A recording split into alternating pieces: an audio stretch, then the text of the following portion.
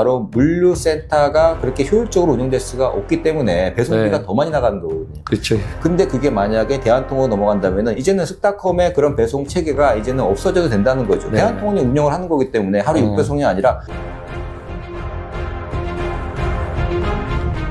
CJ 대한통운이 협업관계 가져가면서 지금 네이버, 쓱닷컴 지금 많은 얘기가 나오고 있는데요. 뭐 네이버도 네오센터에 많은 비용을 투자했습니다. 배송에도 빈도도 높여서 했는데 아마 이 부분이 뭐 CJ 대한통운하고 관련되면서 뭐 매각 얘기도 좀 나오고 있는데 네오센터 뭐 마 교수님 워낙 잘 아시니까 한번 상황 좀 말씀해 주시죠. 예. 지금 뭐 네이버 그다음에 뭐 지마켓, 이마트, 대한통운 이렇게 사자구도로 지금 엮여가고 있죠. 네. 말씀하신 네이버도 내년도에 대한통운하고 같이 심을 모아서 무료 배송, 무료 반품 심을 실어서 이제는 굉장히 강력한 또 그런 또 카운터 파트너가 될 수 있는 그런 구조로 가고 있고요. 실제로 네이버도 뭐 오늘 배송, 내일 배송, 새벽 배송, 1시간 배송 거기까지도 지금 확장한다 그러지 않았습니까? 배송은 모든 거 다 한다고 합니다. 그걸 이제 대한통운 중심이 가는 거고, 대한통운은 정말 좋은 기회가 그 네이버에 있는 그 50만 명에 달하는 스마트 스토어, 그 중에서 아직 한 5%에서 6%만 그 네이버 오늘 도착 보장 서비스 하고 있거든요. 네. 나머지 90%가 넘는 기업들을 그 도착 보장 서비스를 끌어온다. 혹은 네이버에서 그 풀피먼트 센터를 대한통운으로 지정을 해서 대한통운에다가 물건을 보관하고 거기서 배송하게 된다. 지금보다도 엄청난 성장할 수 있는 여력이 생기는 거고요. 또 하나는 네이버가 대한통운이 이번에 그 이마트 그룹하고 합작을 하지 않았습니까? 그 MOU를 맺어서 일단은 기본적으로는 물류 운영 자체를 택배 운영, 물류센터 운영권 자체를 기존에 있는 한 8개 업체들이 하던 것들을 다 하나로 통합해서 네이버가 가져가서 첫 번째 단계는 네이버에 대한통운이 가져가죠. 대한통운이 이마트, 그 다음에 뭐 신세계백화점, 그 다음에 뭐 쓱닷컴, 지마켓 이 모든 물량들을 직접적으로 물류센터를 컨트롤한다거나 택배 물량 물류를 직접 할 수 있게끔 그렇게 운영권을 1차적으로 다 넘긴 상태. 이것도 굉장히 의미가 있는 그런 협업 단계였다고 생각을 하고요. 뭐 이마트는 이마트대로 고정 비용을 줄 수 있고 또 대한통운은 물량을 늘릴 수가 있고 너무나 좋죠. 근데 거기에 지금 또 하나는 박사님이 화두를 던져주신 게 그 협상을 하던 단계 중에서 제일 중요했던 포인트 하나가 기본적으로는 물류센터 운영권은 넘겨주겠다. 그리고 나서 2단계로 가게 되면은 물류센터가 기본적으로 3군데가 있거든요. 사실은 네오센터라고 불리는 자동화센터인데 이마트의 자동화센터, 쓱닷컴의 자동화센터죠. 쓱닷컴의 1호센터가 보정동에 있고요. 2호센터, 3호센터가 김포 고촌 물류단지에 있습니다. 그렇죠. 김포. 4호센터가 이제 오포, 경기도 오포에 있어서 총 4개의 자동화 센터를 운영하고 있는데 그 중에서 1호센터는 매장을 바꿨던 거기 때문에 아직 뭐 100% 그렇게 효율적으로 운영한다 아니니까 자동화 센터의 완벽한 모습은 아니었는데 2호센터, 3호센터는 진짜 아시아에서 가장 자동화 센터, 잘 만든 센터였었거든요. 자동화율도 60%에서 85%까지도 엄청나게 높고요. 그 다음에 그 4호센터만 하더라도 거기는 오토스토어라는 시스템이 들어갔기 때문에 거기에는 또 첨단 시스템, 새로운 시스템으로 들어가서 중공 끝내놓고 이제 가동만 하면 돼요. 아직 멈춰있긴 상태인데. 그래서 1호센터를 제외하고 이 센터다운 센터, 2호, 3호, 4호 센터가 그거를 이제 대한통운으로 이 매각 조건으로 이제 협상을 하고 있다고 들었어요. 그래서 뭐 언론에도 나와 있는 것처럼 협상이 지금 진행되고 있는 것 같고 이게 만약에 협상이 잘 풀려가지고 대한통운이 뭐 내년도 상반기쯤에 그 센터를 운영하게 된다면은 굉장히 큰 파급 효과가 또 나오리라고 생각합니다. 거의 사가지 않을까요? 그럴 것 같아요. 대한통운이 거의 사서, 그러니까 저도 든 얘기는 못하지만은 사서 직접 운영하는 게 효율이 좋아질 것 같습니다. 맞습니다. 박사님이 워낙에 또 그쪽으로는 또 네트워킹을 잘 많이 아시기 때문에 지금 뭐 아직은 뭐 이게 레코드라서 얘기를 못 드리겠지만 지금 진행은 잘 되고 있다고는 박사님 뭐 알고 계실 것 같고. 그리고 물량을 컨트롤해서 자기가 그러니까 제가 마 교수님하고 방송 중에는 뭐냐면 플레이어로서 택배에 국한되지 않고 앞으로 지금 필리프멘트라는 라스트 마일 딜리버리를 뭐든지 할 수 있는 좋은 기회거든요. 너무 좋죠. 이 기회를 갖다가 기존에 구축했는데 항상 방송에서 그 자동화 창고를 잘못 레이트하면 뜯는 것도 힘들거든요. 이런 부분을 현장하고 배송하고 링크시키게 좋게 이걸 구상을 해야 되거든요. 그런 부분이 이제 효과가 있지 않을까 기대를 그렇죠. 하고 있죠. 사실은 대한통운도 자동화 센터를 경험해본 경험은 좀 최근에 많이 좀 생겼습니다. 그래서 뭐 오토스타나 셔틀 시스템 같은 ASRS라 그러는데 그런 첨단 시스템도 많이 운영을 하고 있고요.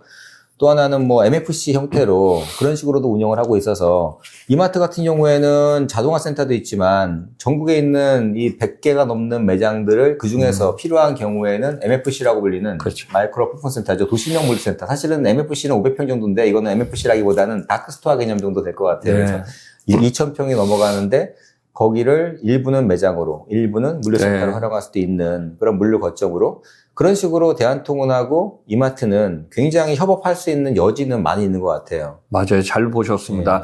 아마 이제 이마트, 특히 이제 우리가 대형마트가 매출이라든가 직행력이 낮은 데는 이제 클로징 폐점을 많이 하지 않습니까? 특히 이제 지방권 인구 소멸 도시가 이제 부산도 340만으로 줄고 뭐 지방권이 하기 때문에 아마 이마트의 지방권이라든가 밀집도가 낮은 이런 쪽은 재활용하는 가능성도 좀 생기고 있거든요. 예. 이걸 어떻게 이제 리플레이스해서 그렇죠. 지역으로 물류 거점을 가지면서 이렇게 매장을 좀 활용하냐. 그런 얘기 좀 나올 것 같습니다. 네, 그것도 내부적으로는 논의가 네. 충분히 될 부분인 것 같고요. 네.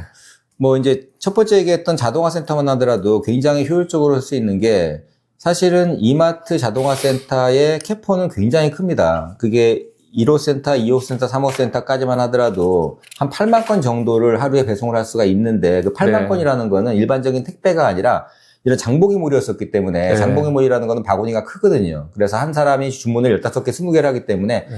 택배로 친다 그러면 택배는 보통 한두 건 나가지 않습니까? 한두 건으로 본다 그러면은 하루에 8만 건이 아니라 하루에 진짜 100만 건도 할 수 있는 그 정도의 설비예요. 굉장히 네. 진짜 잘 만들어진 설비고 효율할 수 있는 설비인데 지금은 이마트 용도로만 쓱닷컴 용도로만 쓰기 때문에 그래서 주문도 하루에 6번 주문 들어오는 거를 6배송을 해줘야 되고 네. 또 그것도 말씀드렸던 것처럼 식품들 신선식품 위주로 하기 때문에 바구니가 크니까 배송률이 나올 수가 없습니다. 안 나옵니다. 네. 그래서 뭐 월, 화, 수, 목, 금, 토, 일 6번 배송할 때 그다음 요일별로도 물량 편차가 심하고 아침에 9시부터 저녁에 6시까지 배송하는데 9시는 꽉 차서 나가고 오후에는 비어서 나가고 또 다시 마지막 6시에는 꽉 차서 나가고 이런 식으로 되다 보니까 네. 6배송 체계로 고정 배송을 한다는 거는 사실 물류율이 나올 수가 없거든요. 그래서 이마트뿐이 아니라 롯데라든지 GS라든지 홈플러스라든지 그런 식으로 장보기몰, 그로서리몰을 하는 업체들은 적자가 심해지는 요인 중에 하나가 바로 물류센터가 그렇게 효율적으로 운영될 수가 없기 때문에 배송비가 네. 더 많이 나가는 거거든요. 그렇죠. 근데 그게 만약에 대한통으로 넘어간다면은 이제는 쓱닷컴의 그런 배송 체계가 이제는 없어져도 된다는 거죠. 네. 대한통운이 운영을 하는 거기 때문에 하루 6배송이 아니라 내가 물량을 갖다가 싣고 언제라도 나가면 되는 거죠. 하루에 한 번만 나가도 되고요. 하루에 두 번만 나가도 됩니다. 그냥 그 시간대에만 갖다 주면 되는 거예요. 지금은 내가 12시까지 갖다 줘야 된다 그러면은 그럴 필요가 없죠. 대한통운 운영했을 때는 오늘 중으로 갖다 줄게 라고 하는 순간에 여태까지는 한 차에 20개밖에 못 싣고 나갔거든요. 주문을. 한 차량당 20건밖에 그렇죠. 주문 못 싣고 나갔던 게 이제는 40건, 50건, 심지어는 100건도 싣고 나갈 수 있겠죠. 주문 자체가 작아진다 그러면. 네. 결과적으로는 지금 같은 방식으로 이 그로서리몰을 운영했던 이 이마트의 고정 비용이 많이 나갔던 부분들이 네. 대한통운하고 협업을 함으로써 본인들은 물류센터 운영 비용도 줄어들기도 할 수 있고 대한통운은 그 좋은 설비들을 잘만 활용을 한다면은 네. 지금 대한통운에서 주문을 받고 있는 나머지 상품들을 거기다가 채울 수가 있다. 네. 지난번에도 그런 비슷한 얘기 드렸었는데 네. 이마트 물건이 중요한 게 아니라 이제는 여기서 11번가가 잘 팔리면 11번가가 놓으면 되는 네. 거고 뭐 지마켓이 됐건 아니면 어떤 기업이 됐든지 간에 여기다가 무슨 뭐 무신사가 됐든 어디가 네. 됐든지 간에 네. 그 상품들을 집어넣으면 되는 거죠. 네, 꽉 그래요. 채워놓고 네. 그리고 이제는 하루에 한두 번만 배송을 나가더라도 거기서 많이 넓은 지역으로 나가면서도 거기에 물량이 늘어나게 되면은 지금처럼 훨씬 더 배송 밀도가 높아지면은 배송 효율이 나올 수가 있기 그렇죠. 때문에 앞으로 내년도에 대한통운이 주 7일 배송한다, 매일 배송한다. 그랬을 때 굉장히 강력한 무기로 쓸 수가 있다. 그리고 1시간 배송도 마찬가지인 것 같아요. 거기도 무기로 쓸 수 있습니다. 그래요. 기존에 이제 기업들이 자사 배송, 자사 물류센터를 고집하다 보니까 항상 이 물류 거점의 요게 이제 한계. 빈도는 높아도 안 되는데 이걸 갖다 이제 리플레이스 하면서 물류기업이 들어오면서 이제 물량을 갖다 이제 다 어떤 혼적하지 않을 수 있을까? 그렇죠. 그 다음에 다수의 클라이언트 물량을 한 곳에 모을 수 있기 때문에 맞습니다. 그런 부분이 이제 대한통운 입장에서는 물류의 플랫폼으로 물류 거점, 배송, 링크를 시키면서 맞습니다. 계속 확대하면서 그래서 이제 한계가 뭐냐 하면 회전율 싸움이 약했는데 첫째 회전율을 향상시키고요.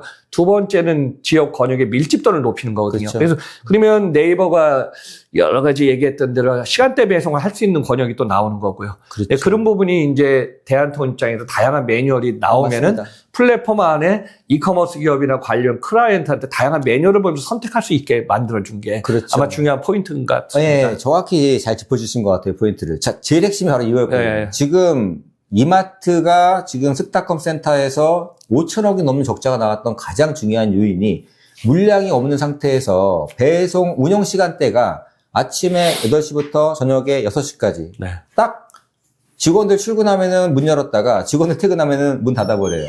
즉, 그 비싼 자동화 설비하는데 김포센터, 2호센터, 3호센터만 4천억이 들어갔거든요. 엄청난 돈이 들어갔습니다. 거기다가 뭐 오포까지 한다면 5천억이 돈이 들어갔는데 5천억이 넘는 그 엄청난 물류센터를 구축을 했는데 하루에 8시간만 딱 운영을 한다는 거죠. 물론 새벽 배송 일부 하고 있지만 그 물량이 많지도 않고 그거는 2호 센터에서만 일부 하고 있기 때문에 기본적으로 물류라는 거는 24시간 돌아갈 수, 특히 자동화. 첨단 자동화 센터는 24시간 돌아갈 수 있으면 베스트가 되겠죠. 못 네. 돌아가더라도 18시간. 그리고 최소한도 쉬는 시간을 갖다가 적게 가져가야 되는데 기본적으로 오프라인에서 하고 있는 물류센터들은 GS나 이마트나 롯데나 8시간밖에는 안 돌리고 그것도 물량이 다 100% 들어오지가 않는다는 거죠. 고객들이 그만큼 주문도 안 하기 때문에 8시간조차도 가동률이 70%밖에 안 나옵니다. 근데 만약에 대한통운이 운영을 하게 되면서 거기에 기존 물량 플러스 거기에 11번가가 됐던 아니면 새벽배송 물량이 됐던 무신선 물량이 됐던 A분류 물량이 됐던 어쨌거나 거기다가 물건을 꽉 채워서 필요한 거는 새벽 배송부터 시작해서 주간 배송 그리고 야간 배송까지 이어나가면서 24시간 돌릴 수가 있겠죠. 그러면은 아까 우리가 8만 건 캐퍼라는 캐퍼가 8만 건이 아니라 사실은 38에 24, 24만 캐퍼고 그게 낱개로 따진다 그러면은 수백만 건의 배송을 할 수가 있어요. 그렇기 때문에 지금 대한통운이 이 네오센터하고 잘만 연결이 돼가지고 그 운영 체계를 효율화할 수 있고 무엇보다 중요한 거 운영 체계 효율화는 문제 안 된다고 생각해요. 네. 물량만 끌어오면 됩니다. 물량만 엄청난 물량을 거기다가 끌어올 수만 있다 그러면은 24시간, 18시간 돌릴수록 흑자가 날 수밖에 없는 구조거든요. 네. 그렇기 그렇죠. 때문에 사실 내년도에 대한통운이 365일 온해 배송을 할 때 뭐 그 배송에서 가장 중점이 되고 네. 교두보가 되는 그 물류센터들이 바로 김포에 있는 물류센터. 전진비도 경기도 입지 참 좋지 않습니까? 너무 좋습니다. 그 지금 너무. 구할래도 구하기 힘든 구합니다. 거점이고 진짜. 그 센터는 진짜 지금도 그런 센터를 구할 수가 없어요. 그 경기도 오포에 있는 그 물류센터는 그 당시기 때문에 인허가가 났지. 네. 거기는 진짜 대형 아파트 단지들이 들어갈 네, 그 정도 그렇죠. 고층물류 단지기 때문에 거기서 이제 인천 지역까지 그 다음에 서울 같은 경우에는 동부 지역까지도 지금은 네. 배송이 가능하고요. 거기서 어디까지 갔었냐면은 대전까지 갔거든요. 그래. 대전까지도 갔던 센터이기 때문에 잘만 활용을 한다면은 정말 권역도 넓히고 그렇죠. 효율할 수 있는 정말 네. 좋은 그래요. 작품이 될 거라고 생각합니다. 그리고 대한통운 입장에서는 이마트의 물류센터 주요 거점이 참 입지가 좋기 때문에 좋은 입지에 단독이 아니라 상품 라인업을 갖다 확대하면서 맞습니다. 이 배송, 사실 배송 권역이 중요하거든요. 수도권에서 배송할 수 있는 한계라는 게 있고 또 부산에서 올라올 수 한계가 있거든요. 그래서 이제 허브니 뭐 지역에 따라서 이 분류하는데 이 거점을 잘 활용해서 운영하면서 물량이 늘리면서 그렇죠. 하면 좀 이상적일 것 같습니다. 그렇죠. 그리고 마지막으로 아까 MFC 얘기도 잠깐 드렸었는데 뭐 MFC라고 해서 500평짜리 작은 건 아니고 뭐 이마트에 있는 거점 물류센터라든지 대부분은 매장이 되겠죠. 대형 매장 중에서 뭐 외곽에 있는 매장이라든지 지방권에 있는 매장이라든지 뭐 수도권이라도 어떻게 보면 물량이 좀 그 물류센터 매장이 크고 뭐 이런 야외 주차장이 있는 데들은 괜찮습니다. 그런 데들 같은 경우에는 이 최대한 물류 인프라를 조금 더 확충을 해서 그냥 그 상태 그대로는 할 수가 없는 부분이고 투자를 해서 거기에 일반적으로 뭐 도크라든지 센터에 차량을 접원할 수 있는 시설이라든지 뭐 이런 피킹이라든지 패킹 시설이라든지 이런 부분들을 자동화 말고 네. 반자동 설비라든지 최소화해서 그렇게 운영을 하면서 최근에는 매장을 줄여나가는 네. 추세거든요. 이마트나 롯데나 홈플러스나 모두 본 매장을 줄여나가고 본 매장에다가 이 테넌트들을 입점시키려고 그래요. 그래서 병원이 됐든 약국이 됐든지 그런 학원이 됐든지 그런 걸 입점시키면서 매장은 축소하고 수익 사업을 하는 구조로 가고 있기 때문에 네. 그런 방식으로 본다 그러면은 본 매장이 조금 작아지더라도 오프라인 매장에서는 매출 편차가 크지 않으니까 그 남아있는 공간을 피킹이라든지 패킹할 수 있는 권역으로 네. 자동화 투자를 하지 말고 그런 식으로 해서 투자를 최소화하면서 확충해 놓고 특히 물류가 돌아갈 수 있도록 저반 시설이라든지 그렇죠. 차량을 제대로 돌릴 수 있는 그런 설비 쪽으로 주력을 한다 그러면은 네. 이마트에 있는 그런 거점들을 아마 다시 한번 대한통운의 물류 거점으로 활용할 수 있을 거라고 생각해요. 그동안에 네. 실패했던 거는 그거를 그냥 유통기업은 유통기업 물량만으로 그것들을 활용하려고 그러다 보니까 그게 답이 안 나왔었거든요. 네. 근데 대한통운이 제일 중요한 거 다시 얘기 드리지만 물량을 가져 들어올 수 있다면은 공터에서라도 그런 부분이 가능해요. 쿠팡이 모바일 캠프처럼 공터에서 배분하는 것처럼 그런 식으로 거점 지역별로 해서 그렇게 이 이마트에 있는 매장이 됐던 물류센터가 됐던 그런 거점을 물량만 제대로 공급해 줄 수 있다 그러면은 충분히 내년도에는 대한통운이 물류기업이 아니라 이 리테일 기업으로서도 네. 진출할 수 있는 그런 교두보가 만들어질 수 있다고 생각합니다. 네, 말씀하신 거 공감합니다.